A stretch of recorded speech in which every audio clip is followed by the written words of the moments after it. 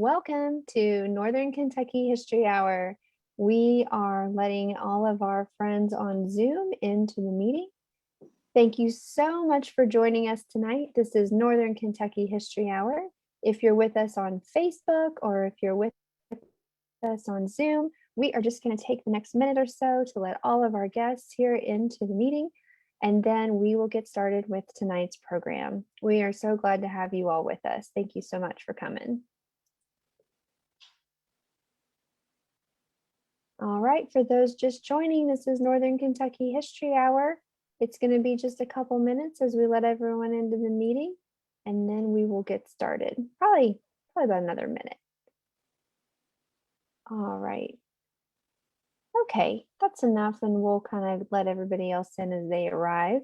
My name is Tara Johnson-Noem, and I am your host for this evening.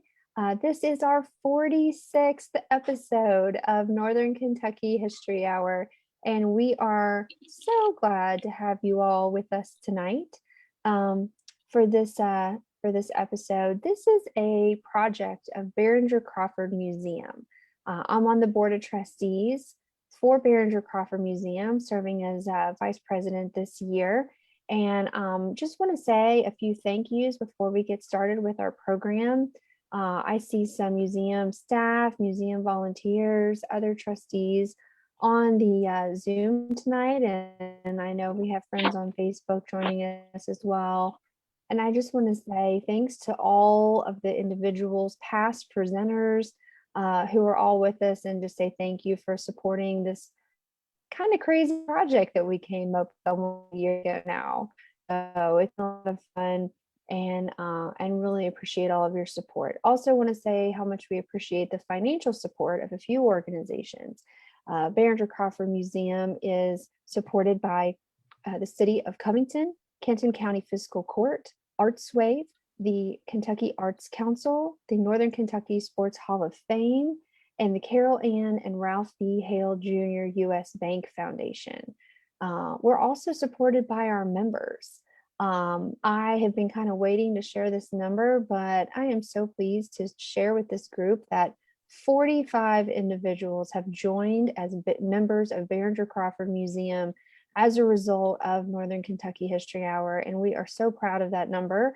There's still time for you to help us reach our goal of 50 by the end of this month, and so that was our goal, and we are so close, and that was a super aspirational goal for us. So really grateful for all of you who have become members. If you'd like to find out more about being a member, you can go to bcmuseum.org. And that is also where you can find out about upcoming museum exhibits, the hours of operation they are open, as well as other virtual programming.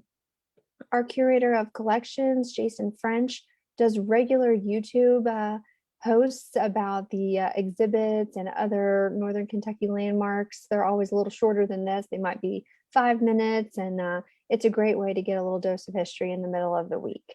So let's see, a couple of other housekeeping items. I do see some new names tonight, so thanks for our new guests.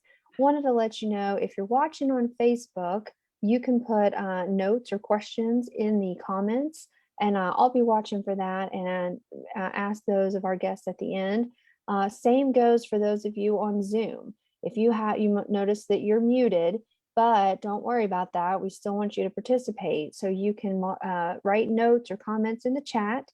We love to see those, and then we can, I take notes, and then I ask all the questions at the end. So look forward to hearing what everybody thinks about this really interesting topic. Keep in mind that if your video is on, even when the screen sharing is happening, depending on your device, even if you can't see you, others might be able to see you. So you might just want to keep that in mind if you're having, dinner or something like that. So anyway, it is my absolute pleasure to welcome back to Northern Kentucky History Hour Judge Anthony Frohlich. He's an author and former judge. He was the chief circuit judge for the 54th Judicial Circuit, where he served from 2004 until his retirement from the bench in January 2015. He currently serves in the Kentucky Retired Judges Program. He has held numerous civic and legal positions, including president of the Salmon P. Chase Inn of Court and the Chase Board of Governors. He has been accorded numerous honors, including the Kentucky Bar Association Distinguished Judge of the Year Award and the Kentucky Justice Association Trial Judge of the Year Award. He has authored a number of books and publications, including the one that we're going to hear tonight, Timekeeper, Thomas Zane Roberts, a Kentucky Renaissance Man. His honors include the Boone County Historic Preservation, the Boone County Historic Preservation Board and Fitzgerald Award for his lifetime work in history. And so, Judge Frolick, thank you so much for coming back and joining us again. The floor is yours. I'm actually going to pin the screen. There you go. Thank you, Tara. Appreciate it. And thank you for asking me to come back and talk about Thomas Roberts and Timekeeper. It's been a lot of years that I've had a chance to talk about Mr. Roberts. I actually went back and read the book myself in order to prepare for tonight. And it's like visiting an old friend. But first, let me get started and see if I can fix this computer correctly.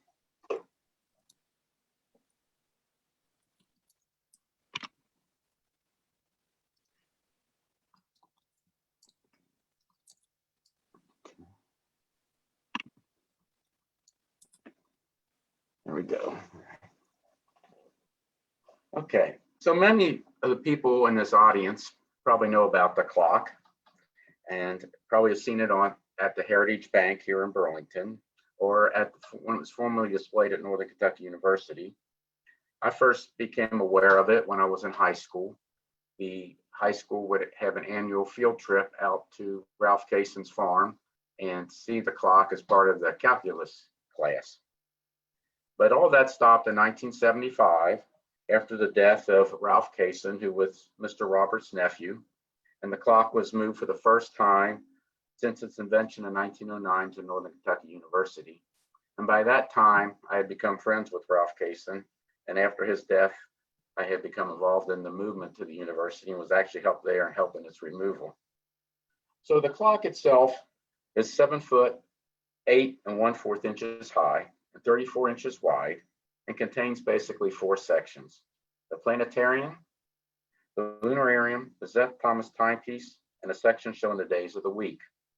It was built by Roberts in secret on his Boone County farm using some rudimentary tools. Now I'm going to talk about the clock a little bit later because there's so much more to this man that I want to share with you. He was a farmer. He was a carpenter.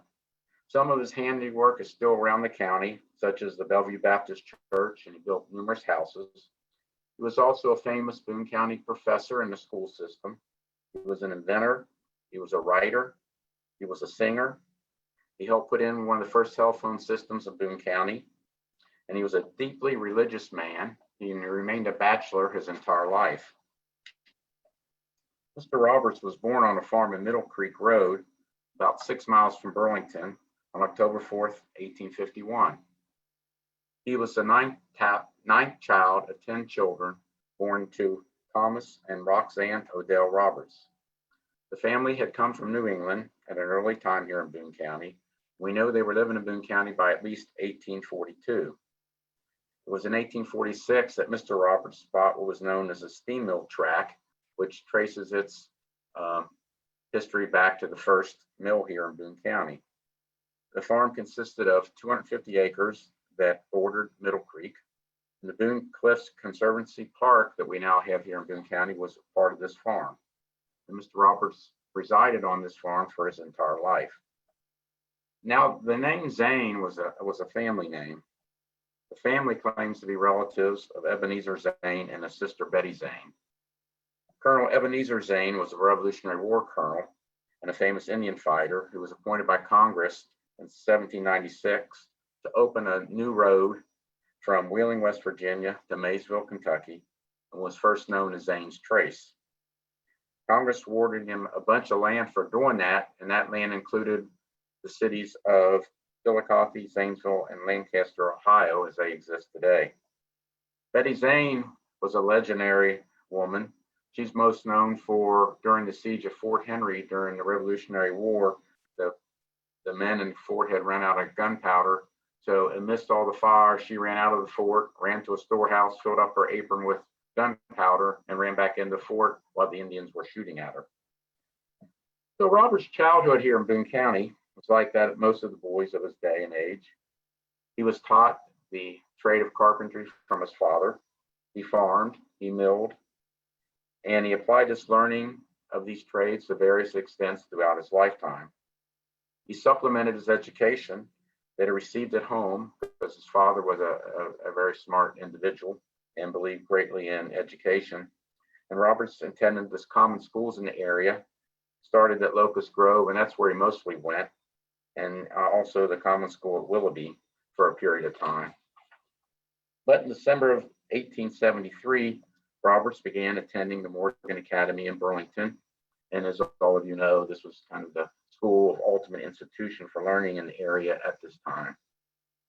So drawing from contemporary newspaper articles from the Burlington Advertiser newspaper and the Boone County Recorder newspaper, Roberts' courses probably included Latin, composition, English grammar, chemistry, and surveying. He boarded with his sister's family in Burlington during this period of time. That was Washington and Mary Craven. And he completed his courses at the Academy on March 13th, 1874. So he left the Academy and then he went home. On August 2nd, 1874, he did the same thing that his father and all his brothers were doing, and he joined the Patrons of Husbandry, which was also known as the Farmers' Grange. And it was basically a society formed for protecting farmers. In 1875, he bought 16 acres from his dad, and so he now had his own farm, and he was elected secretary of the Farmers' Grange. And he rapidly became known as the leading orator in Boone County and representing the Farmers' Grange.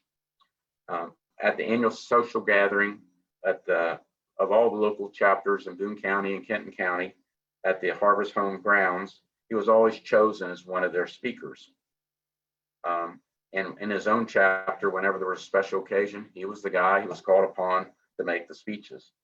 And, you know, they actually, in the Boone County Recorder, one time talked about he was called on to give a speech that night, and they quote him saying this: "After this, speeches were called for. First, the name of Zayn and Zayn. And Zayn arose and a stentorian voice exclaimed, 'An architect cannot build a structure without a foundation. He that has nothing to say, let him say nothing.' And Zayn was heard no more." So, although enjoying a farmer's life, Roberts was not completely satisfied because his education was being put to very little use. His first opportunity to begin writing was when the Boone County Recorder published its first issue on September 23rd, 1875. In that first issue, the proprietors, Mr. Riddell and Mr. Connor, announced in their mating paper that they wanted correspondents or writers for the newspaper, and if you did, you wouldn't get paid, but we would provide you with paper and pencil to do your writing. So Roberts accepted the invitation and began his career as a poet and a writer. He always used the pen name Zayn, and he began submitting a bunch of writings for over the next few years.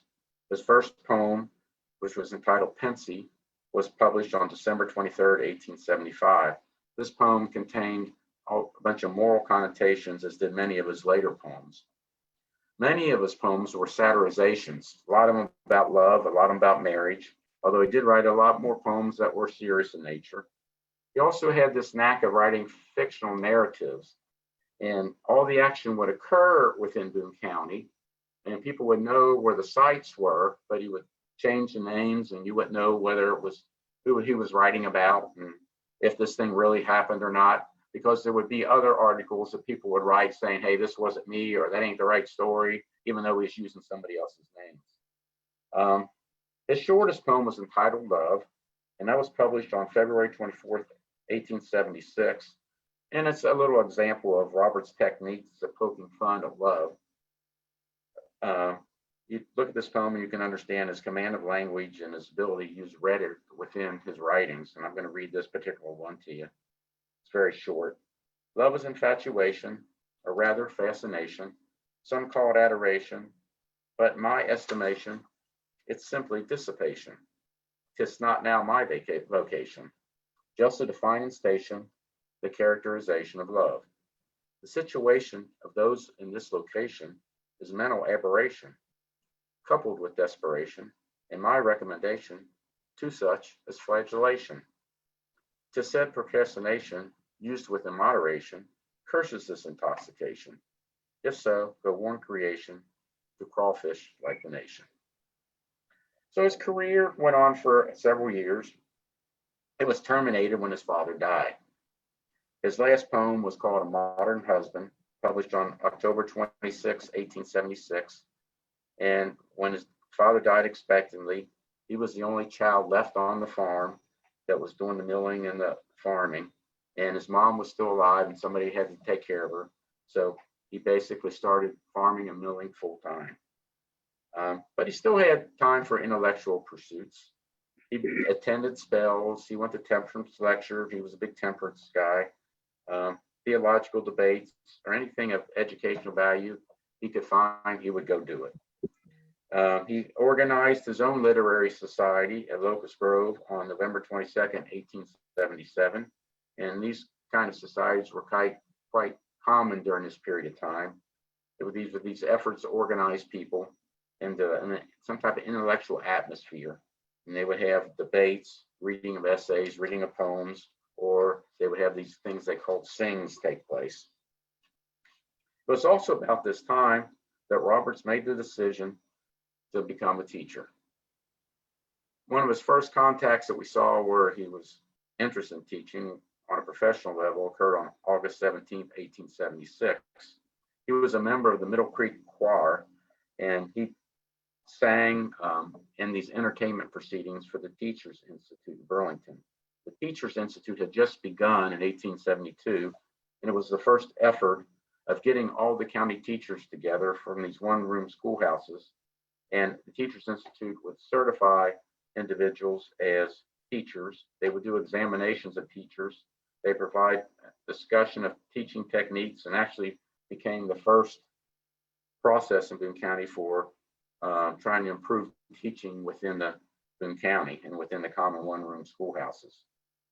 So Roberts received his own teacher certificate on August 22nd, 1878. And at that time, he was 26 years old. He immediately got a job. He became the schoolmaster at Locust Grove, and he was paid $28 per month. And at that time, he taught for 5 months. Generally, school periods during this period of time were either 3 months or 5 months. And they usually took place during the winter months when there was no farming or no milling usually going on. His first classroom had 17 individuals in it, and they were all various ages, and they all got taught in the same one room. And there was no established curriculum for Roberts to use. Everybody basically used the 3 R's, but anything further than that, that education that was bestowed upon any particular pupil was really contingent upon the forte of the particular teacher. For Roberts, it probably included a strong mixture of mathematics and geography. He was well known as for his expertise in mathematics, and he was the person who usually taught at the Teachers Institute on the subject of mathematics. The second teaching job was at the Cayson Schoolhouse. The Cayson Schoolhouse was located between the Burlington Bellevue Turnpike and East Bend Road and was reached by the way of Possum Path. The school sat on land donated by his brother-in-law, Ben Cayson. The next year, October 1881, he taught on the other side of the county at Frogtown. During this period of time, he boarded with the Dobbins family during the week, returning home on the weekends, and he got paid $180 for his 5 months' efforts, or $36 per month. Now, this Frogtown term of teaching was his last time he taught until 1885. So there's a lot of things that happened between 1881 and 1885 that could contribute to the speculation as why all of a sudden did he quit teaching. No, he was working a lot on the farm. We also know that he built his first clock during this period of time. Also know that on February 13th, 1884, one of his eyes was injured while chopping wood, and he was bedridden for about a month, and he had problems with his eye for a lot longer than that. Also had a lot of emotional problems going on. In 1881, he broke off his engagement with Nora Clore, but during the following 2 years, he's in this on and off relationship with her. It's not until the year 1884, when he began dating another girl by the name of Maggie Marshall, that Roberts resumed many of his former social pursuits and began teaching again. So he returned to the Cayson Schoolhouse and began teaching on October 21st, 1885. And it's at this school that he became synonymous.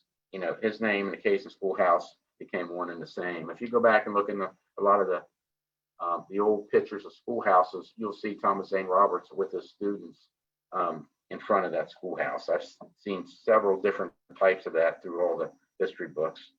And as we know from the records, from 1886 to 1897, he taught at this particular school.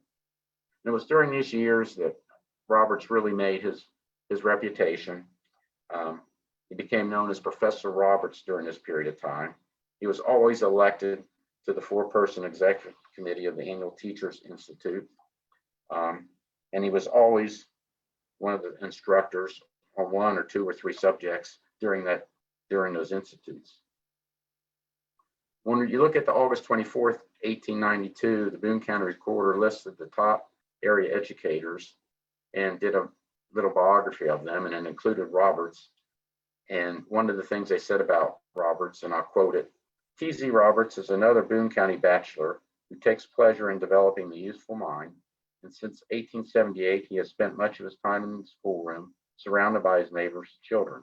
He is well posted and defends with vigor every method he pursues in the schoolroom. Now, the Cayson School, although it formed a large part of his teaching career, it wasn't really the extent of it. From September 14th to December 14th, 1889, while still teaching at the Cayson School, he started teaching in Bellevue. He started up these music classes that he would teach. He was teaching local music. In 1891, he was elected president of the Beech Grove Debate Society. 1896, he's teaching singing schools at Big Bone. In 1899, he went to Hebron and taught at the Hebron School and boarded with Alice Krigler and her family. But in 1892, he gave up teaching. He taught at a familiar place, Locust Grove. That's where he got his education as a boy. That's where he taught his first school as a teacher, and he chose it to be his last school before he retired. All right, before I move on, they tell me I have to ask a question because they give out an award. So Thomas Zane Roberts, one thing he never did do was hold political office. There was a big push to make him the county clerk, and he declined to do it because he didn't want to hold political office. But his father did hold a political office. So the question is, what office did his father hold here in Boone County? All right, so the years following Roberts' retirement from teaching were filled with various activities. He developed a gasoline-powered mill, and he tried that for a while, and then the cost of gasoline was more than what he was making by doing it the other way. So he basically packed it up. He had bought it in Cincinnati, packed it up, took it back to Cincinnati, and lost money, sold it back to him. He built his Middle Creek home, which contained many of his finer works, such as the suspended ceilings, the fold-away walls, the swinging bed that he slept on, the hand-cast fireplace blower, and some other inventions I got listed in the book. But his home really became admired throughout the community, and there became this big demand for his services as a carpenter. So over the next several years, he's building a bunch of houses here in Boone County while farming. And when the Middle Creek Baptist Church was moved to Bellevue in 1903, he worked with the contractor by the name of H. Griffith to help build that church. And there's some of his handiwork still left in that building, that some of his engravings and stuff. From 1905 to 1907, he worked for the Wolfer Telephone Company, putting in telephones. But after 1907, though, he discontinued all his other activities for one project, what we call the solar clock. So the clocks really remain the greatest monument to his life. That's what everybody knows him by.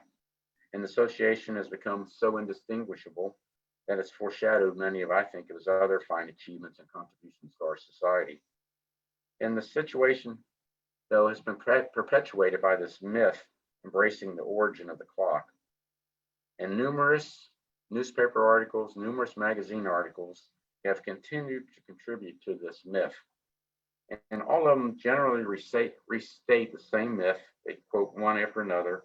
And I'm going to quote you the myth from the June 1969 issue of the American Horologist and Jeweler. Quote, Roberts was working in the fields, not realizing it was Sunday. Fellow church members, certain that Roberts was sick since he wasn't at church, stopped at the Middle Creek farm to satisfy their premonitions. Upon arriving, they were surprised to find Roberts working away with healthful vigor. When they inquired of Roberts why he was not present at church, he supposedly replied he wasn't aware that it was the Sabbath. The story continued that Roberts, being the conscientious Christian that he was, resolved to do something about the situation right then and there. He went out and purchased a telescope and built a lookout tower on the hill behind his house. He then studied the plans for a year and reduced his findings to the calculations he used to build the clock.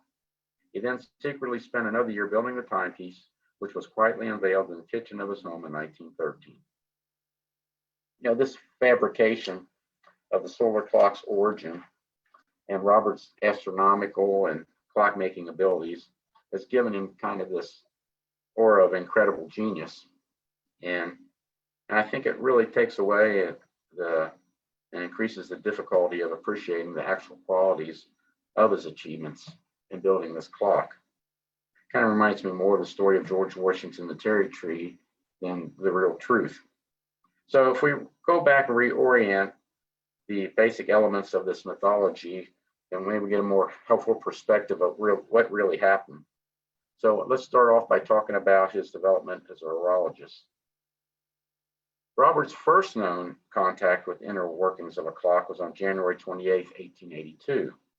At this time, he was teaching school at Frogtown, and he was boarding with the Dobbins, and the Dobbins owned a clock. And while he was there, Mr. Dobbins let him take it apart and clean it and study it.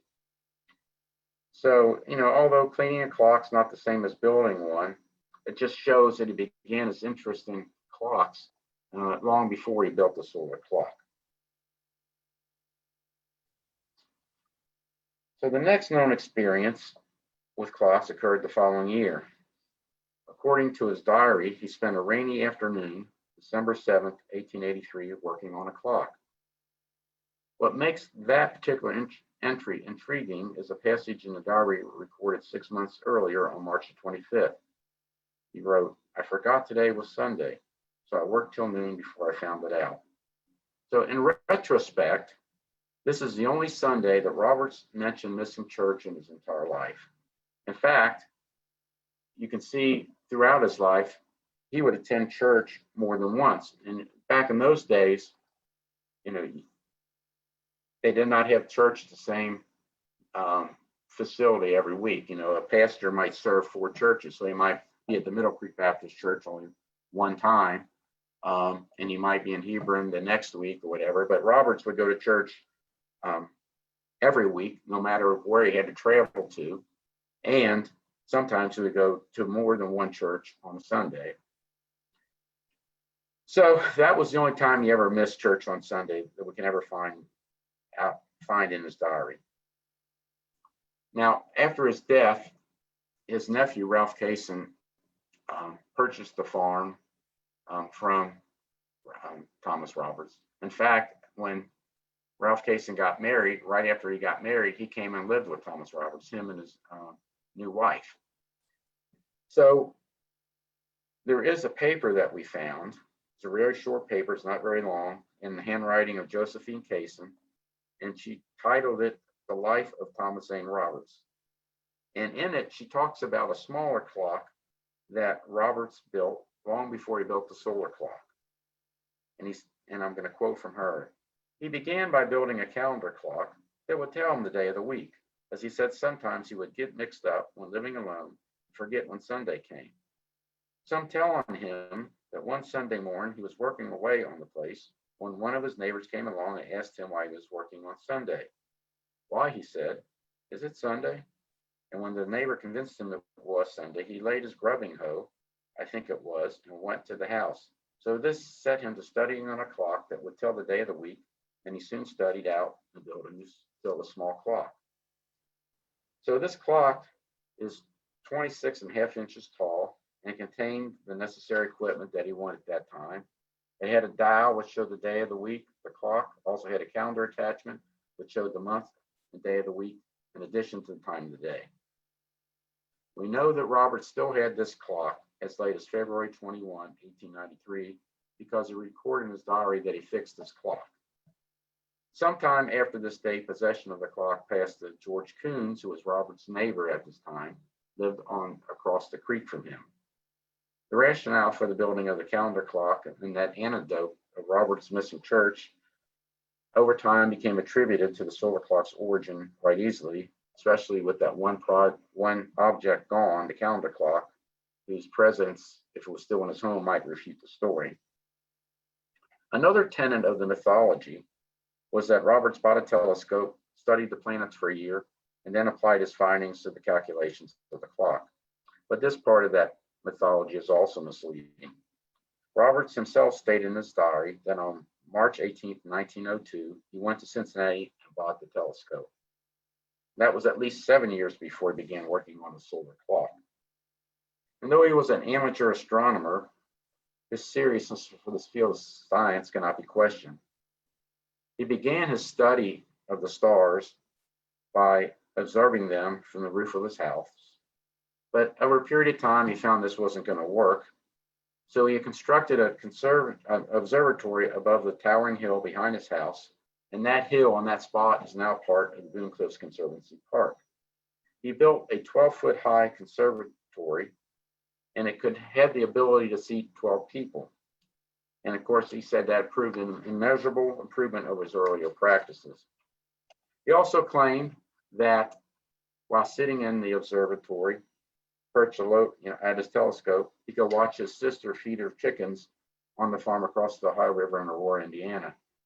And even though the observatory is not there anymore, if you're there in the wintertime and you can get to that spot, you actually can see right down the valley into Indiana across the Ohio River. Personal experiences were apparently not the sole sources of Roberts' contact with the science of astronomy.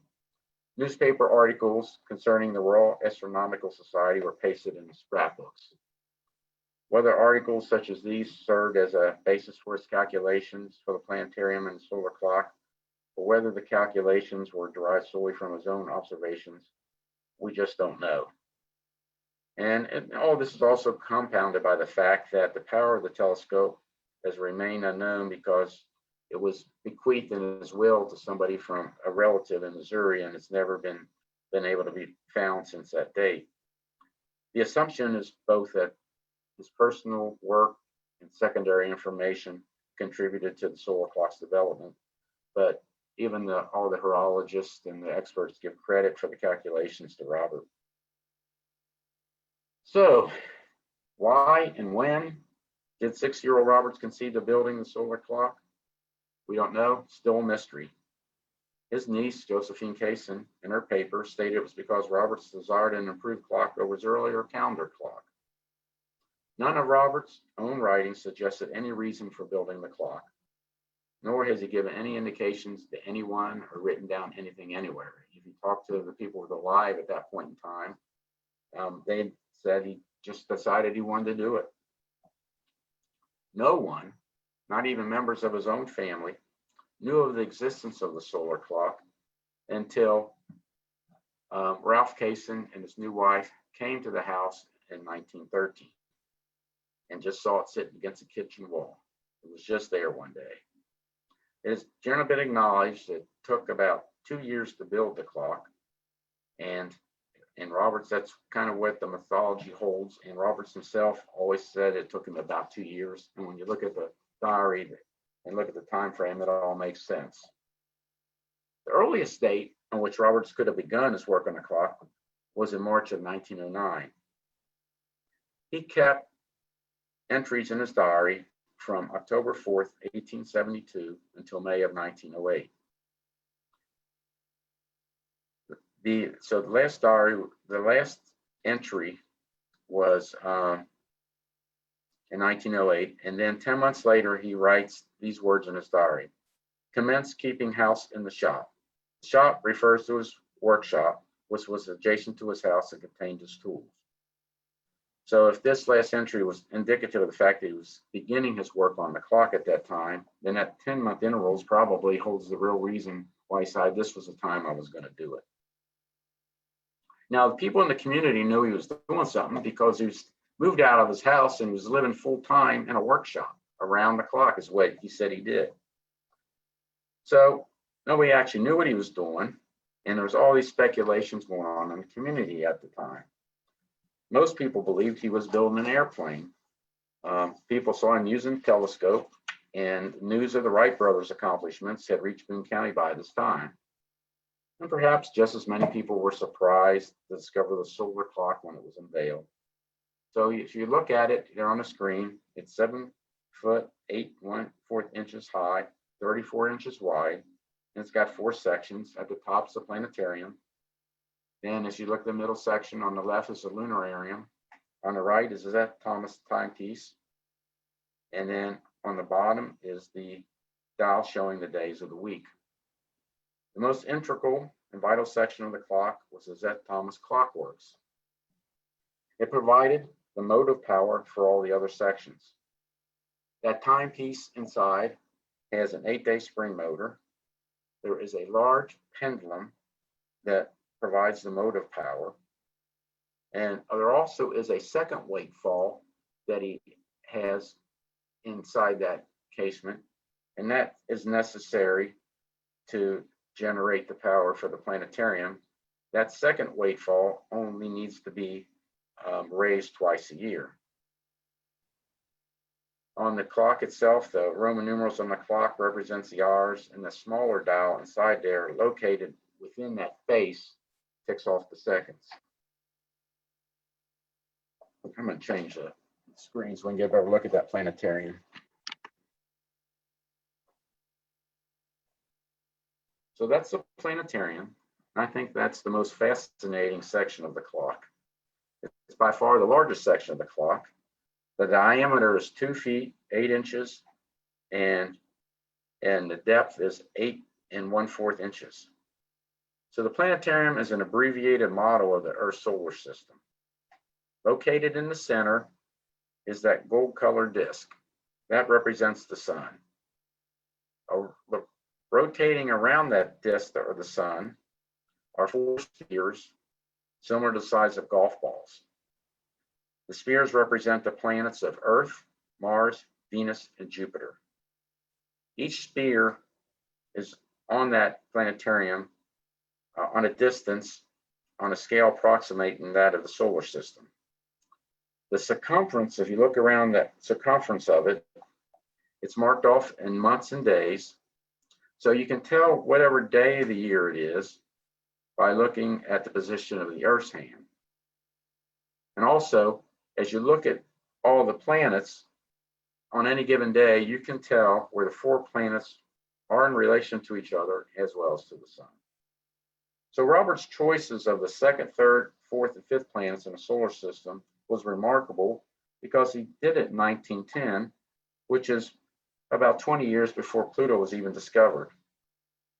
Mercury, which is the planet nearest the sun, was rejected by Roberts because he says it was of little direct active concern to astronomical engineers because of its deadly temperatures. So the planets he did incorporate into his planetarium were the ones which today command the greatest attention from scientists. So this planetarium, like all of the clock, has never failed to work properly. The controls of that planetarium have never been exposed. How it works, Roberts is the only one who knows, and he took it with him to his death. We know for the power to generate all that inside that planetarium, it needs the Z. Thomas works. It needs the additional energy generated by that second weight fall that requires winding twice a year. We know inside that gold disc are 18 cogs, which he fashioned by hand, and those 18 cogs working together propels those planets.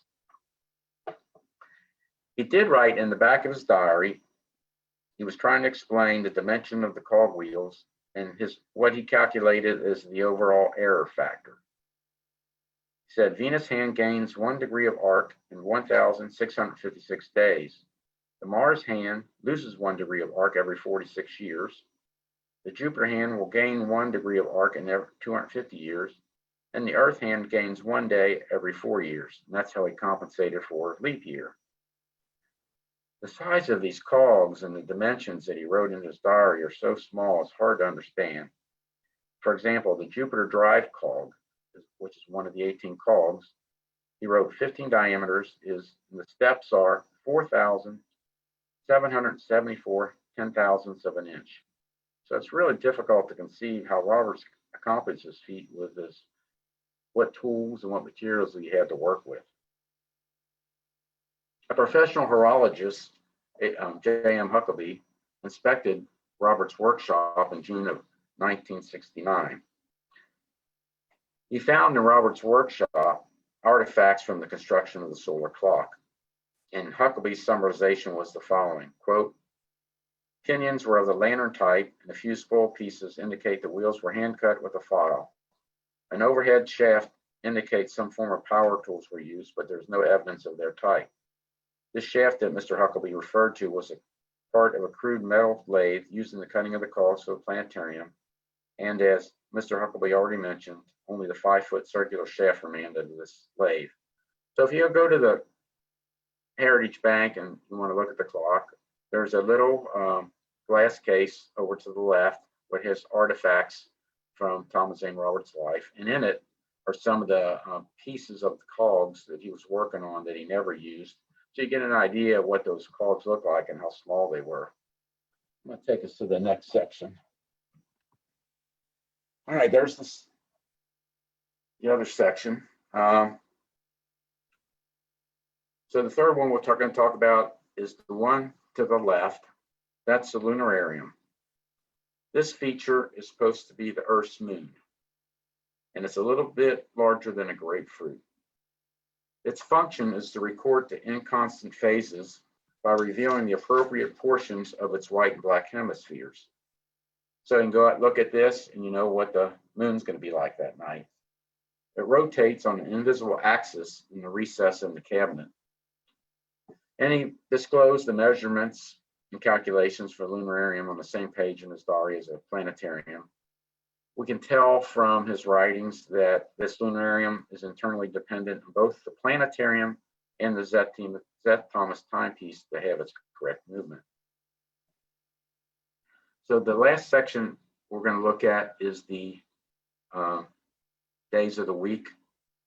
So the dial is divided into 14 segments representing the 7 days of the week and their diurnal and nocturnal hours. So with the diurnal hours, you're represented by written symbols, and the nocturnal hours are represented by the gold segments. So you read the dial by moving counterclockwise, and like everything else, it's never varied in its accuracy. Okay, now we've opened up the door at the bottom to show the weight falls.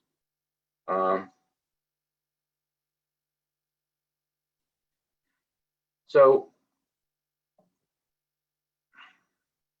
make sure that this clock would never stop, because he always said if it stopped, he didn't know if it would continue working, what he would have to do to make it work again. So he always told his nephew, and never let it stop because I'm not sure what would happen.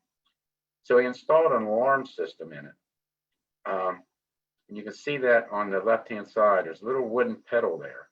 And what happens is that weight fall will come down and hit that pedal, and will set off an alarm, and it keeps ringing until somebody rewinds that weight fall back up.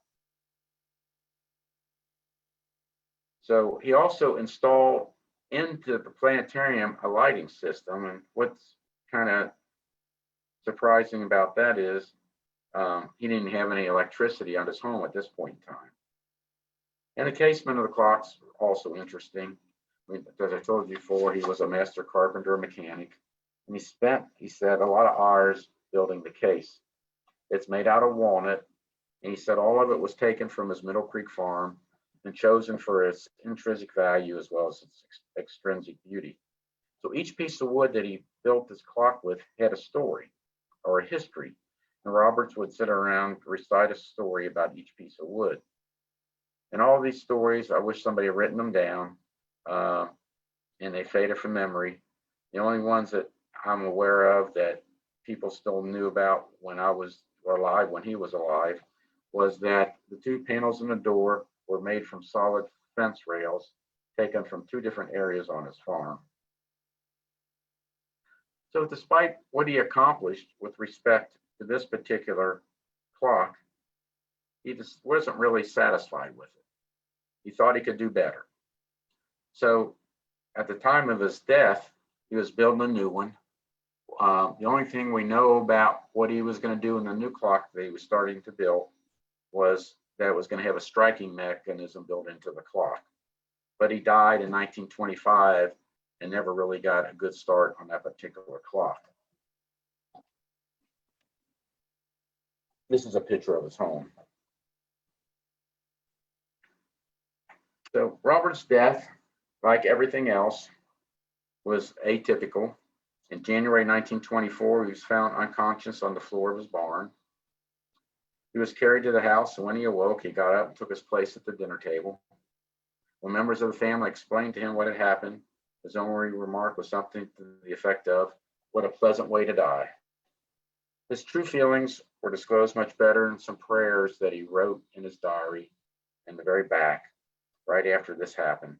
And the prayer goes like this: "Most holy and righteous God, I am thy creature, though most unworthy. According to thy commandments, I will pray for help and make a strong effort to live sincerely and purely for thee. I implore thee, forget me not, nor turn me away in my old age. Turn my heart to thee and thy law. Give me of thy strength, for I am weak and sinful. Help my soul to praise and love thee and to do thy will, I beg for Jesus' sake." 1 year later, almost to the day, he was found lying in the same place in the barn. His obituary in the Boone County Recorder explained his death. Thomas E. Roberts was found dead at his home on Middle Creek Thursday evening, January 15th at 4 o'clock in the afternoon. He had been attending to his usual duties all day Thursday and had no complaint to any of the family. He had suffered with shortness of breath and affection of the heart, and this was no doubt the cause of his death. So Roberts died on the same farm on which he was born and had spent the whole 73 years of his life. His monuments to his life would remain for over 50 years because his nephew, Ralph Cayson, and his wife, Josephine, who moved in with him right after their marriage in 1913, lived with him their entire life and raised their children there. So after Thomas St. Roberts' death, Cayson left the clock in the place. He left the workshop there the way it was with all the stuff in it. And, all the invention, his singing, his swinging bed, everything stayed. Even that shaft, I told you before, that he built the clock with remained in its spot in the workshop. Cayson established this open door policy for the Middle Creek farm and for his uncle's handiworks. So anybody could come and see his uncle's accomplishments. And before they left, usually were treated anecdotes about Robert's life while sitting before the fireplace. Cayson even started a day book for visitors to sign, and its pages are filled with a variety of guests from all over the world. Then Uncle Ralph Cayson died in May of 1975, with no direct heir able to occupy the farm and the role which Ralph Cayson had assumed. We lost another era of history in Boone County. 2 months later, the solar clock was moved from its 65-year-old resting place and moved to Northern Kentucky University on a loan. Swinging bed was sold at auction, as was many of his other things. And the Middle Creek farm passed from the hands of the Roberts and Cayson's family. Now the solar clock is at the Heritage Bank. In 1949, Robert's grandniece, Dorothy Dreiser, wrote a poem about her great Uncle Tom and his clock. It describes Roberts and his solar clock, and I'd like to conclude the night with this short poem. Uncle Tom built a clock, 8 feet 3 inches tall, and started it running by the dining room wall.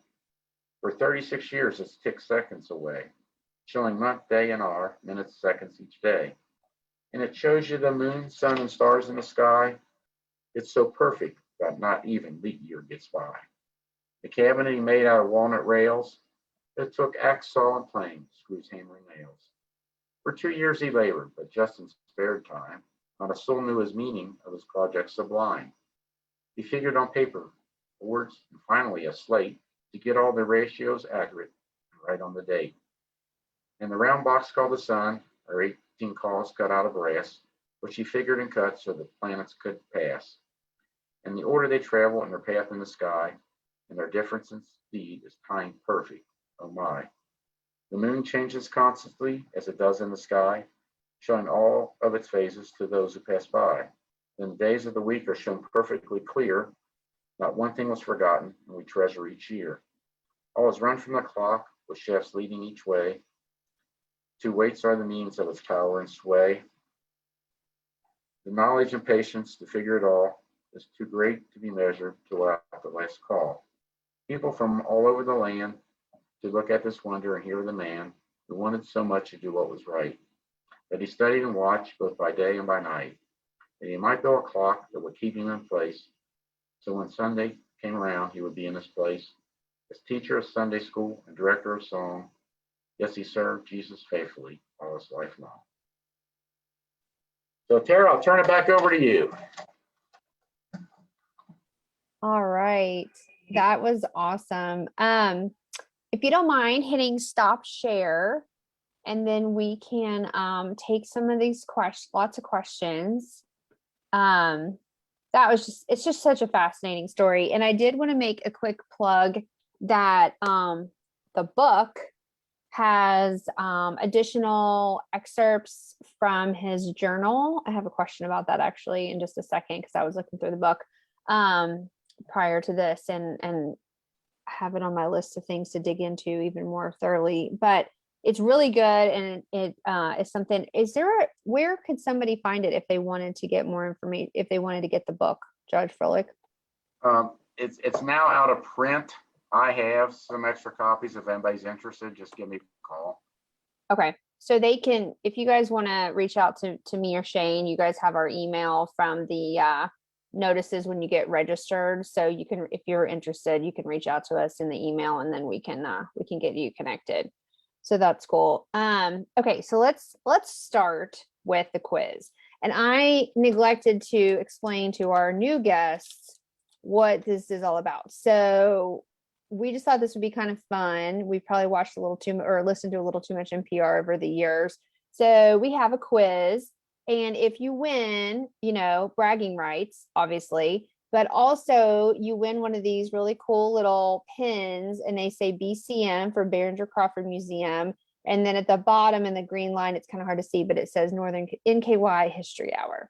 So let's see if anybody won it, earned one. So the question was that Thomas Zane Roberts, never held any political office, but his father did. And so the question is, what office did his father, elected political office did his father hold? So Judge Frolick, the answer. Justice of the Peace. And the reason that I wanted to do this particular question, when I wrote this book, I knew that his father was a famous carpenter, had built the Chambers House, that suspended stairway, circular stairway, did the same one. It was, it's Greg Salisbury owns it now, out off of East Bend. And he had built a lot of the finer buildings in Covington. But when I was writing the book, Serving the Law, and writing about jails, and found out he was a justice of the peace. And when I was reading, there isn't a lot of information about all the jails, how they were built, until about the one that was built across from the courthouse now. We know a lot about that, but prior to that, we don't know a lot about how jails were. Particularly, you're building a one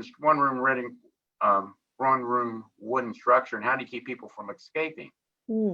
So his father was a justice of the peace, and he was appointed the person to design the jail in 1854. And when he did it, he did such a great job describing it, how it should be done. The court wrote all of his calculations and descriptions in the court order book. So that's the only one we have, an old jail, how they actually built it. And if you ever get a chance to read it, it's pretty interesting. Yeah, that is really interesting. Well, it's cool, right? He put his two vocations kind of together, right? That's very cool. There are some very nice notes in the chat, and I can't read all the comments, but Judge, you should check them out. There's a thanks from your cousin, Tana Brosser, and a number of comments about, just the book is a great read and things of that sort. So I'm going to dive into some of the other questions, and I've kind of put them in an order based on a little bit of the chronology of the story. So I know from the book, there are a number of excerpts from his journal, but they're really all writing. I mean, there's even a place where he's writing in code, right? But I didn't really see any sketches. Are there any I mean, and maybe I just missed it, but, as far as like, you talked about that amazing observatory and different things, are there any sketches of any of his inventions? These Josephine Roberts, or Cayson, when she wrote, in her writing, she wrote about all the sketches she had that he had done. Okay. The only one that I know that I ever got to see were two of them. One was in the front of a dictionary, he did a sketch of his house. Now, the one in the dictionary was one of him sitting under a tree, I believe it was. And it was actually done in color. And then there was another one done in the family Bible that he did of the home. I think that's how it went. So those are the only two sketches that I ever saw. Or there was one other one. He did a self portrait of himself, and that's in the book.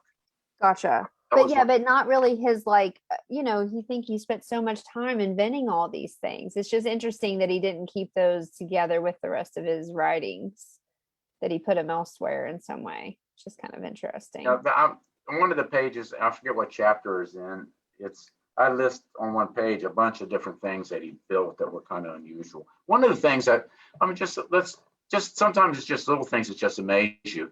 His tobacco field was on one side of Middle Creek, and his barn was on the other side of Middle Creek.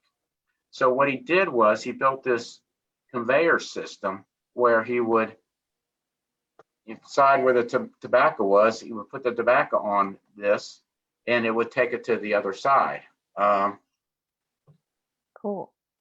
And some of the stuff, I still have, and some of you probably know this, but back in, I bought the house at one point in time. I still have it. We were operating it as a retreat house, and then the workshop was in bad repair, and we hired somebody who was a professional come in to help us put it back to its original thing, and we turned it into a museum. So a lot of that stuff's still in that building, still in the museum, that belonged to him, that people have given me, or stuff that we have found or collected. But that's neat. Probably the neatest thing though is go to the Heritage Bank and look at those little pieces that he cut trying to make those cogwheels. To me, that's really amazing. There was a comment on Facebook about just how incredible the precision engineering of that was at that time, especially. I mean, and you look at I assume the handwriting on the clock is hit. I mean, it sounds like he made the entire thing. It's very impressive. It's very cool. Okay. So which leads me to my next question. Did he ever get any patents for any of these inventions? He did not. Wow. Okay. That's fascinating. It's almost like he built really just for the joy of building it himself in some ways. That's the conclusion that we come to. When you stop to think about it in those days, I mean, there were no roads. You go back and look at the the Boone County Recorder. You couldn't even, during the wintertime, it was impassable to go on Middle Creek Road because it was all mud. So he was just they basically took a horse and with a sled, and what would they call them? Mud sleds or mud dories or something, and the horse would pull you through the mud to get you to places. Wow. I saw in the book, it says that he always, had a horse and traveled that way. Mhm. Which would help since he's going to church kind of all over the county. It's not quite all over the county, but definitely in different locations. That was interesting too. So the other question that we had about the clock was, so it sounds like at one point, and I think it was in the description of this, kind of in the intro for like on the website, it said that it had never been opened, which now I, kind of saw some pictures. So I'm not sure if that's totally right. But as far I'm as like talking about the planetarium has not been the taken apart. planetarium. Yeah. Yeah. I mean, yeah, the bottom's just got a door on it because you got to open up the door to do the, Winding. well, Yeah. the one winding, one of them you have to. And there's a battery, used to be a dry battery that they had in there. So you'd have to change that battery once in a while. Gotcha. They call them, I don't know what those batteries were made of back in 100 years ago, but you have to get in and do that. But I am talking about opening up and looking at what's inside the planetarium. And Yeah. now this is within the last 20 years was the first time I knew that somebody had to get in there and fix something. And let's see, Betty Poole, one of her boys, I think it's Mark maybe, that was a urologist, that they actually brought him in to fix, something went wrong with the weight fall and he went in and fixed it. Wow. That's the only time I've known anybody's ever worked on it. And I got That's a chance to talk to him amazing. afterwards, and he said how cool it was because he had to take some of the front off to do it. That is fascinating. So on the planetarium piece, just imagining all of, how that even works, how he was able to do that. One of the questions we got was, has anyone ever tried to do any kind of like imaging, like X-ray or something to kind of, not mess it up, but try to figure out exactly like how that works in there? I just wondered. You know what? Nobody ever has, but I get that question all the time. Do you? Yeah. And I don't know where I was talking one time. Somebody said, I can get that done. Nice. Yeah. So, well, I don't own it. So there's kind of something nice about it being a mystery a little bit. There's not that many mysteries left anymore. Okay, and then here's the last question we've got, and then I know we're a little bit over time, and I got something for everybody that we need to, everybody who's stuck around. How do they move it? Like, they moved it from the home to the NKU, and then they moved to the I was Heritage there Bank. when they did NKU. I actually had my hands on it, helped moving it, getting it from the kitchen into this vehicle that they had with all this special, I guess shock absorbers is the best way to do it. It got to get it out the door. I mean, we had it tilted a little bit, and then they took it into this mechanical device and strapped it up and took it real slow, I guess. And when they got it there, they basically, had the weight falls all tight, and they start moving the clock really slow and just as slow as they could move it. And when they got to the spot where it was, it kept working. Wow. So it was like everybody was holding their breath because I'm telling you, nobody knew that day whether it'd ever work again. Oh my gosh. Wow. That's so cool that it still works with very little intervention, right? One time being fixed. It's incredible. Well, we are out of time. I'm going to have my kids read this book. It's so cool. And this really, I think, is the heart of Northern Kentucky, has so many interesting people and so much interesting history that often we don't know about. And I'm not sure exactly why that is, but we're excited to be able to highlight it here. So Judge Frolick, thank you so much for joining us again. I did get a note that someone found the book at the Cincinnati Library and has it on hold. So don't forget your library as an option for checking out the book, which is called Timekeeper, Thomas Zane Roberts, A Kentucky Renaissance Man. So here's that again, just in case you want to see that. Okay. Hey, and Tara, I've got a box or two. If anybody's really interested, I'll sell to you a copy for $10 each Awesome. one. So just call me and email me and I'll get it to you somehow. Very cool. Well, we appreciate that. That's very generous. All right. Thank you for that.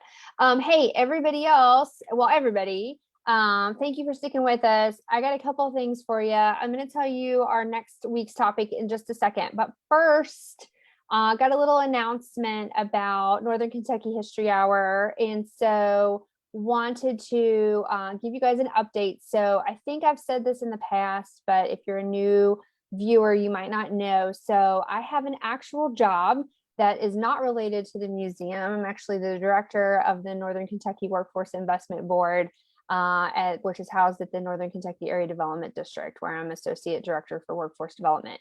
And Shane and I, my husband, when the pandemic started, we were worried about Behringer-Crawford and how the museum would be able to continue its mission if it was closed due to the pandemic. And so we came up with this idea, and the museum staff has been more than kind to go along this journey with us, and it has been awesome.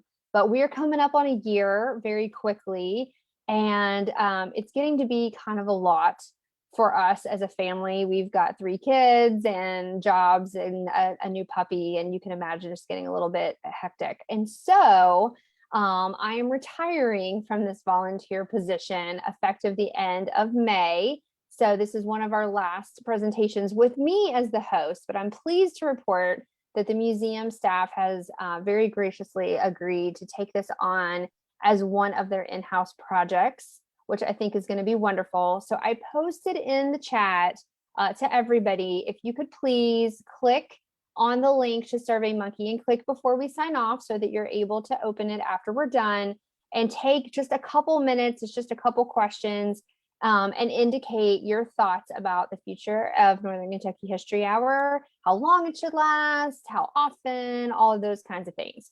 We would greatly appreciate your input, and we want to make sure that it's an asset to the community moving forward. And then the last thing is, we always have a question of what's next week. And so next week we are featuring Janine Kreinbrink, who is with us tonight. And she is going to be talking about, actually in a 2-part session, about the history of Devou Park, which is going to be awesome. So come back next week and we will talk about Devou Park, and we look forward to seeing you. And until then, good night, everybody. Thank you. Thanks, Judge. See ya. You see it there. See y'all later.